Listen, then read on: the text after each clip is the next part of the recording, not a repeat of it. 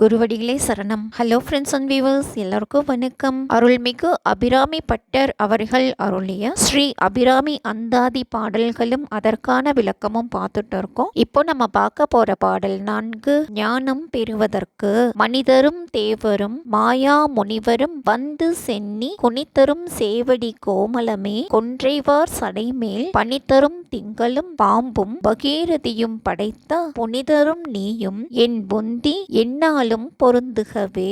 மாயா அப்படின்னா சாதல் இல்லாத, புந்தி அப்படின்னா சிந்தை, மனிதர், தேவர், பெரும் தவ முனிவர் முதலியோர் தலை வைத்து வணங்கும் அழகிய சிவந்த பாதங்களை உடைய கோமலவல்லியே, தன்னுடைய நீண்ட சடாமுடியில் கொன்றையும் குளிர்ச்சி தரும் இளம் சந்திரனையும் அரவையும் கங்கையும் கொண்டு விளங்குகின்ற புனிதரான சிவபெருமானும் நீயும் இடையராத என் மனத்திலே ஆட்சி அருள வேண்டும்.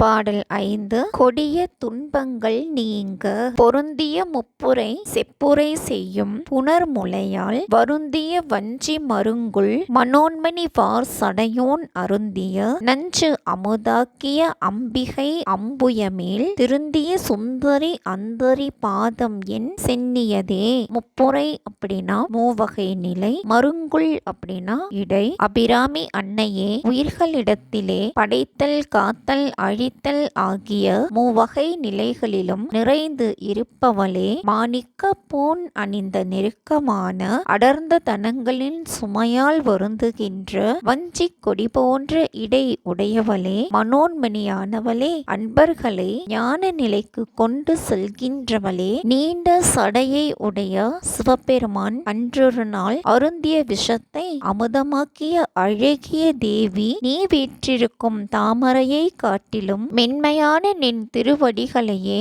என் தலைமேல் கொண்டேன்.